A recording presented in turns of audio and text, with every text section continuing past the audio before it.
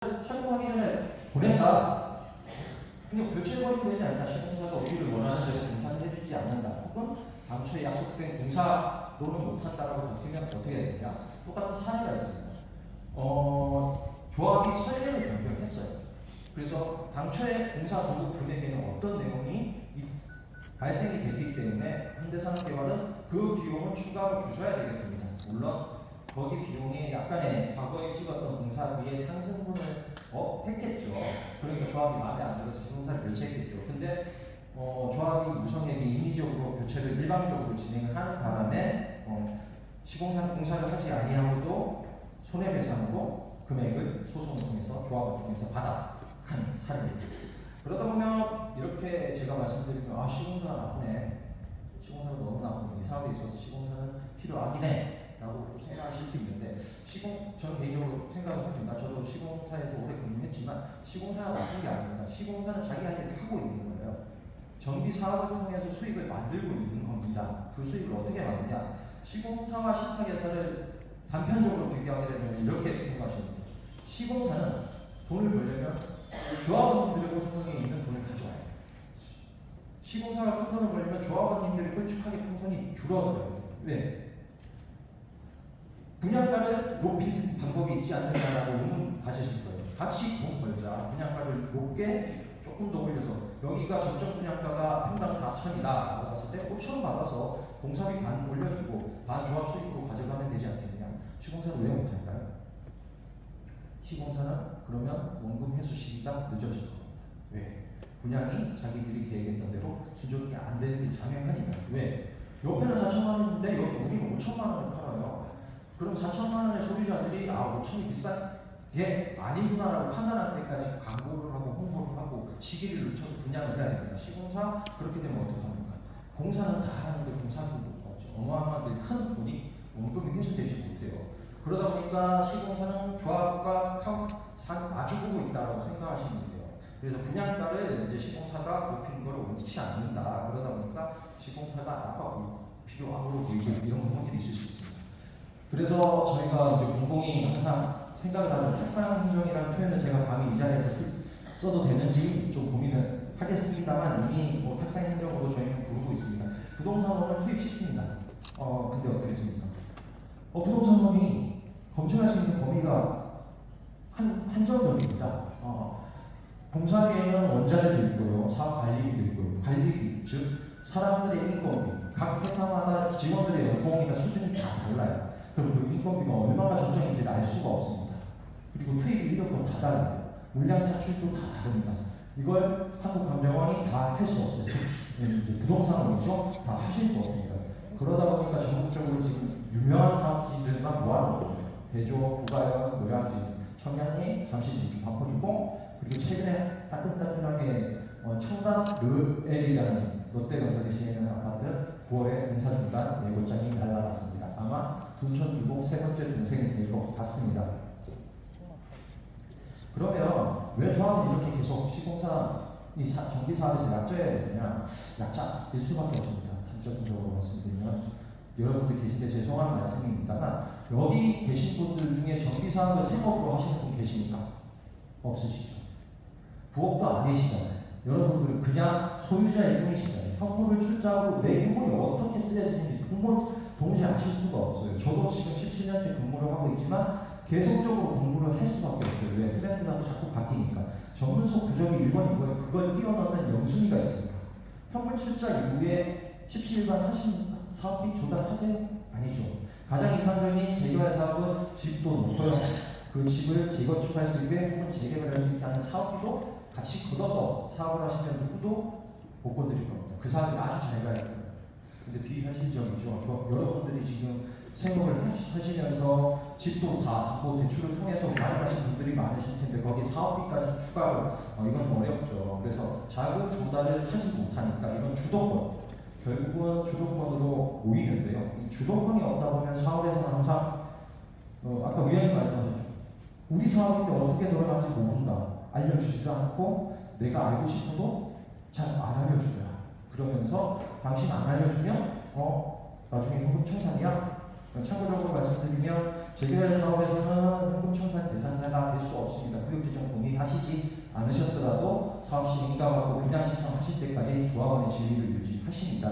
그래서 그런 주도권이 없다 보니까 그렇고, 그런 심판은 심플하게 얘기해서 돈을 가지고 와서 협력업체 일해, 우리가 돈 지불할게, 시공사 하기 싫으면 나가 바꿀게. 시공사는 대한민국에 너무 많이 있습니다.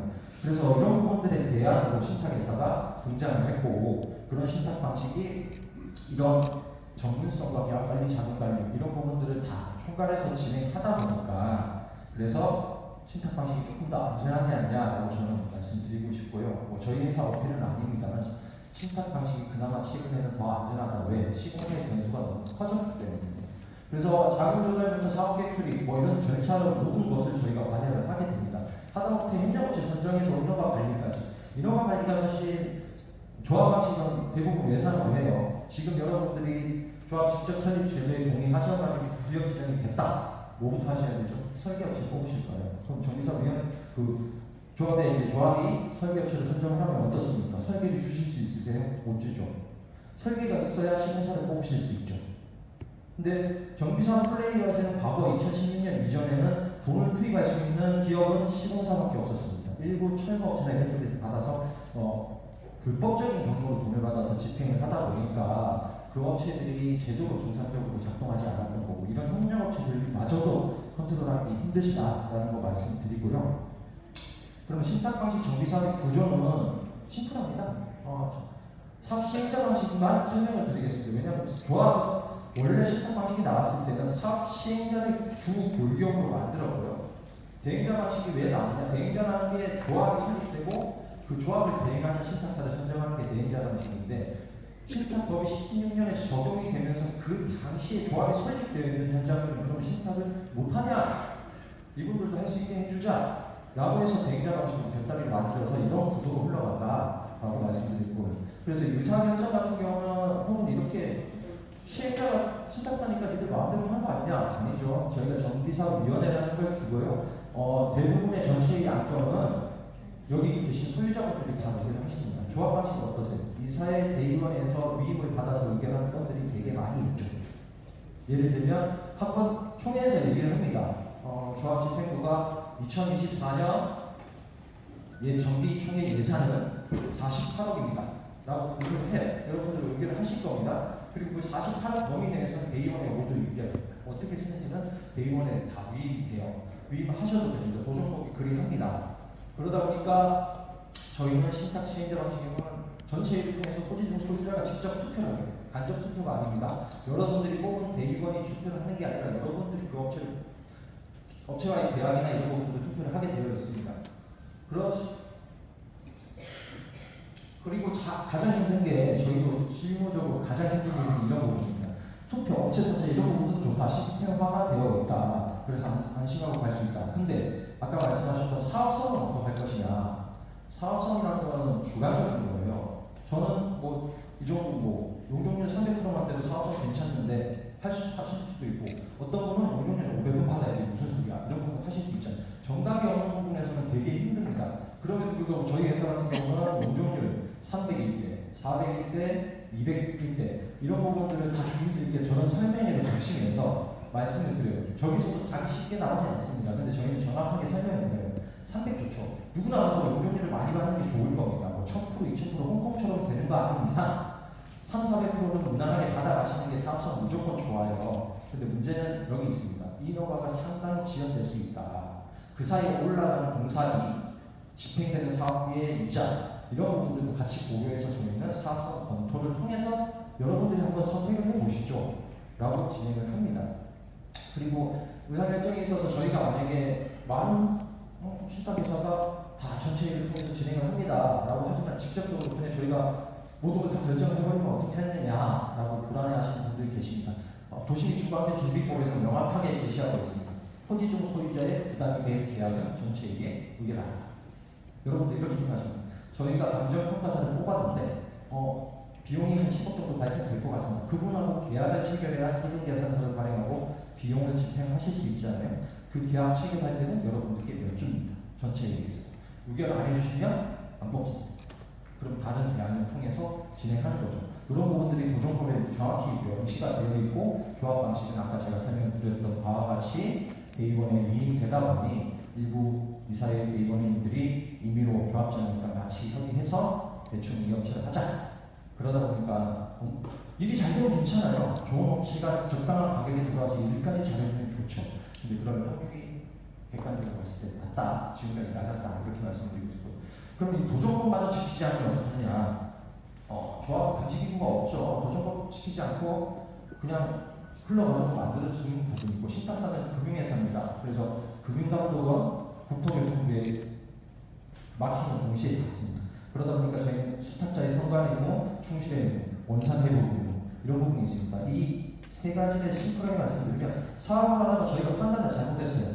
혹은 제가 의도적으로 사적인 이익을 발생시키고자 뭔가 잘못된 나쁜 행동을 했습니다.